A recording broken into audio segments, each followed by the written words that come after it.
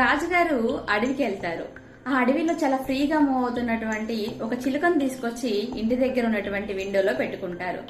దానికి ఆకలి అవ్వక ముందే దానికి అన్ని కూడా నట్స్ అన్ని కూడా ఇస్తూ ఉంటారు. అది హ్యాపీగా ఆ చిలుక ఆ విండోలో ఉండి ఎంజాయ్ చేస్తూ ఉంటుంది లైఫ్ ని. ఒక రోజు రాజుగారు ఆ విండో ఓపెన్ చేస్తారు, కానీ అది ఎగరకుండా అలానే కూర్చొని ఉంటుంది. ఏమైంది దీనికి అని చెప్పేసి రాజుగారు కొంచెం బాధపడుతూ ఉంటారు. కాస్త ఆలోచించి ఆ రాజ్యంలో ఉన్న వాళ్ళందరికీ ఒక అనౌన్స్మెంట్ ఇస్తారనమాట. ఏంటంటే అది ఎవరైతే ఈ చిలుకను ఎగిరేలాగా చేస్తారో వాళ్ళకి ఒక మంచి గిఫ్ట్ ఇస్తాను అని చెప్పేసి అనౌన్స్ చేస్తారు. అందరూ ట్రై చేస్తారు, ఎంతకీ అది ఎగరదు. కానీ లాస్ట్ ఒక రైతు వచ్చేసి అది ఏ చెట్టు కొమ్మ మీద అయితే ఉందో దాన్ని కట్ చేస్తారు, అది ఆటోమేటిక్ గా ఎగిరిపోతుంది. సో దీన్ని బట్టి మీకు ఏమర్థమైంది?